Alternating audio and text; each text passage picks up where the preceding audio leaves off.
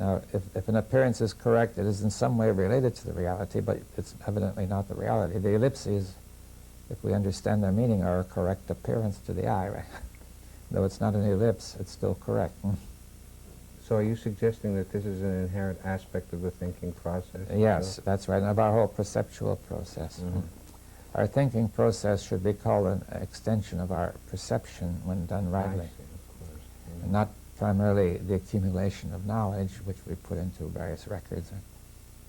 Well, that's a rather profound statement. Could you repeat that again? Our thinking process, I would perhaps now make a distinction between thinking and thought. Thinking is an active verb, thinking. It means you're doing something.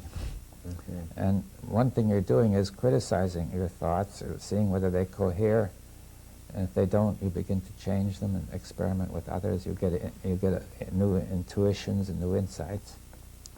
And thought is the past participle. It's what has been done. It goes on the record, somewhat like a computer program, but that's not a very good analogy. I call it conditioning. You see, if we take Pavlov and his dogs, he had dogs who would salivate when they saw food. Now he rang a bell associated with the food, and sooner or later they began to salivate just by the bell. So there's an elementary thought there, which was whenever a bell rings, see the first reflex was whenever food is there, salivation occurs, right? That may have been built in instinctively. The second reaction, which is conditioned, is whenever the bell rings, salivation must occur. It didn't have to go through this step of saying this means the same as seeing the object, right? Now, I think that's a kind of elementary thought, you see, that every thought is active in that way. So if you say, whenever this happens, I need to do this. Whenever X happens, I need to do Y. Now that, you don't have to think. And immediately when X happens, you're already doing Y, right? It's a reflex. Now that is the nature of thought. And one reflex leads to another. But you say, whenever I think this, I must conclude that. Whenever I conclude that, I must go to the next step. You see, it may be established by association or by other ways, like reasoning. We try to organize it logically. Or by similarities. Association in time is the simplest. Similarities and association by similarity, or connection by logic. But once it's done, it's all the same. It's a reflex. See, logic is a reflex. So it becomes a learned and it has to be criticized by watching for its coherence. A logical argument, when they look very logical, it's not always so. It's often incoherent. You have to be sensitive to that. It's a perceptive process. And how much of that, of what we've just discussed, or I have listened to, was touched upon, going back to the special relativity? Well, it was rather implicit. Quite a bit of it was touched upon. You had mentioned the Piaget work. The work of Piaget, in which we say that the child is always learning and seeing. He makes an action outward toward the object and handles it, and he gets a perception. Now, if the perception does not cohere with the intention of the action, he's got to change the action. He's constantly learning, right? And you really mean cohere? Cohere. Well, I mean hold together in a coherent way, so that if he expects a certain result and doesn't get it, it shows he didn't understand, right? Right.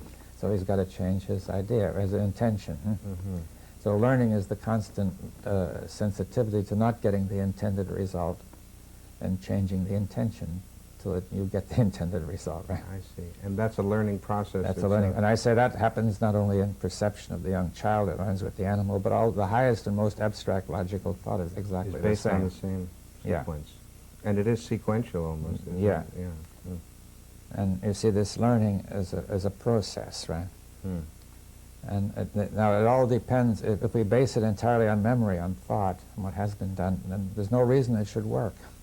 You see, it will go wrong. I mean, whenever anything changes, and things are always changing. So you need an awareness, a sensitivity to incoherence going beyond that. See, this is all with the nature of thought, you can see.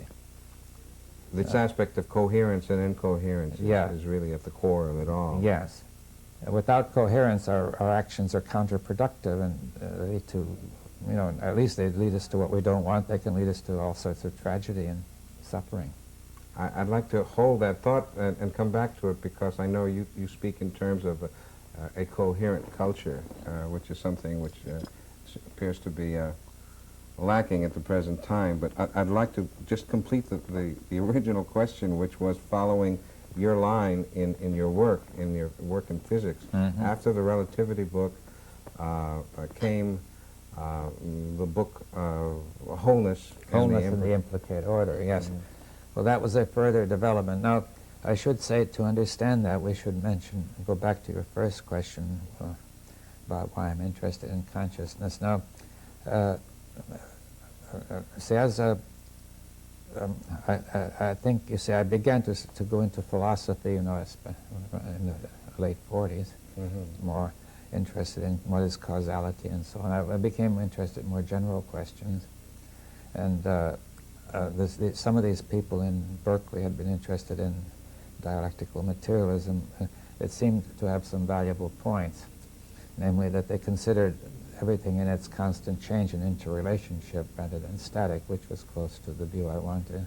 It was also sort of an attempt to fuse religion and, science and yeah, they tried to and bring in philosophy. science and so on. Now, I went to Brazil for a number of years, where I met a man called Mario Schoenberg, who was also interested in Marxism, and he advised me he said I should read Hegel, who was really the source of a lot of Marx's ideas. And when I got to Israel, I read Hegel's Logic, and there I found something very interesting, that, well, we all know that he was saying watch thought as a process. In other words, it was really going along with my interests, you see. In other words, don't be that's concerned with its content. Yes, yes. You see, even when I was crossing the stream, I was really thinking of the process, you see, right? Not only the process of the body, but the process of, implicitly, the process of thought, which was trapping me in the old way, right? So it was because I thought in a certain way that I found the stream difficult. As soon as I had to have a sudden shift of thinking, and then I crossed the stream quite easily, right? So now, and that was thinking, right, not thought. That was an Okay. act. That was very fast, you see, in one fraction of a second. Mhm. It was a perception. And then an action. But it was a perception at the level of thought, and it's saying, you have to move. There's cases, you can't map it all out. Here's a case where you have to be in movement, and from moment to moment, right? I only put that in words later, right? Surely. So, let's see, where were we now then? With Hegel. Yes, with Hegel. Well, he says thought is a process. You've got to, and one key thing he said, pay attention to thought, you see, as you would to anything else.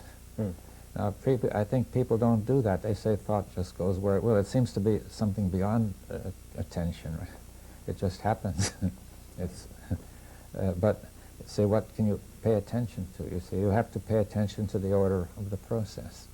To the order Of the process. Now, Hegel did that in the sense he paid attention to the order of development of concepts through what he called, to posit the concept, the thesis, and then the negation of it, the antithesis. And then he said, these sort of nullify each other, and a new concept emerges, a synthesis, however, which contains the old ones as sort of insubstantial forms, you see. And, Was that a limited attempt at following? Because he was limiting himself? He was limiting himself to a very small part of thought, but still it was something The process was still perceived as process. Yeah, so he took thought as a process, which I think is a very radically different way from most people, most philosophers. And I don't know whether Marx did or not take thought as a process. He applied it to society, and implicitly he was doing it, but those who followed Marx in communism probably missed the point altogether. Sure. Now,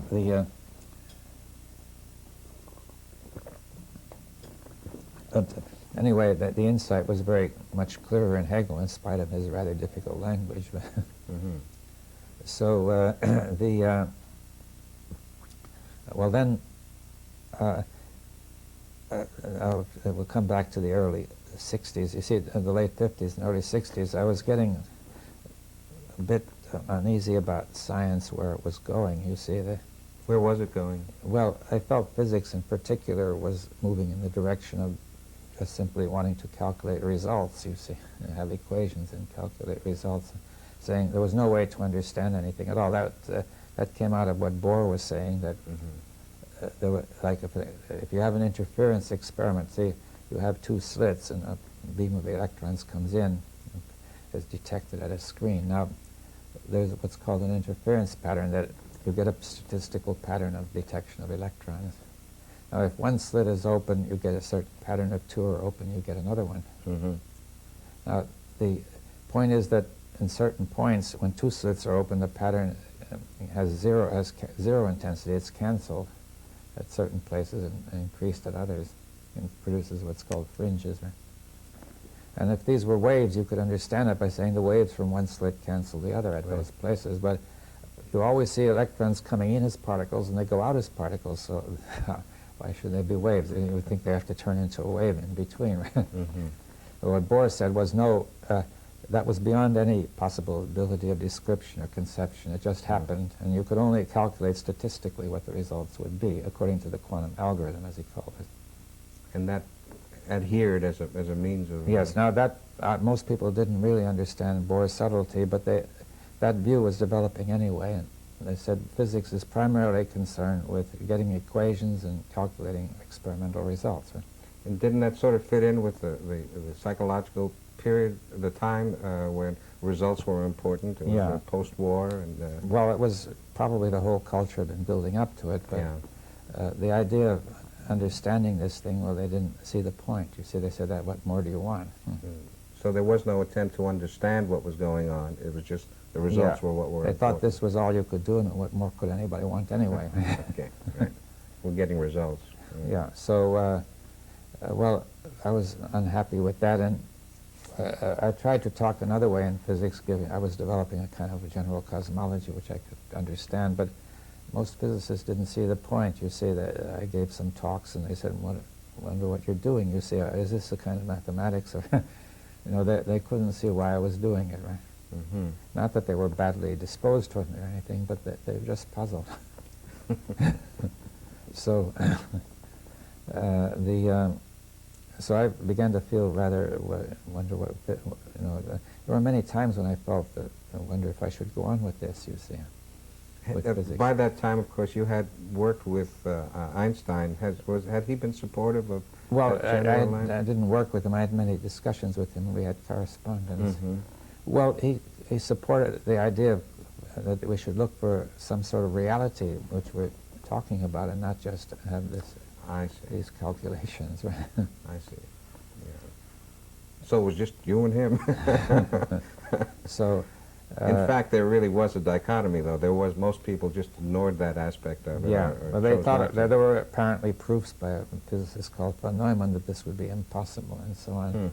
And you see, in 1951, I developed another interpretation where it was possible to look at it as real, where I said the electron was both a wave and a particle. So when it went through the slits, the wave went through both slits, the electron went through one, but the wave would influence the particle afterward, so it would determine where it could arrive. Well, that's a typical example, but it would work out, but people didn't want to consider it because they said unless it gave new results, they wouldn't think of it, you see. So I didn't think of the argument then, but I see the idea I proposed had in fact been proposed by de Broglie in 1927, and I didn't know about it then. I knew later. And he proposed it. It was discussed at the Solvay Congress in 1927, where all the leading physicists were, Einstein and Bohr and Pauli and others, and they all jumped on it. See, Einstein didn't like it because he thought it was too simple and cheap. He didn't think it would fit relativity, and the others just simply didn't like it, and because they had different ideas of their own, right? So they even made fun of it, and I can't remember the terms, but and then de Broglie got discouraged and gave it up. But see, I wrote this paper, and after that, de Broglie took it up again. But in this paper, I answered those objections that they made and developed the thing further. Right? I see. Now, but on the whole, it fell on the rest of the physics community like a thud on lead, you see, like dropping a ball. It appears that it has been revitalized, that perception, in recent times.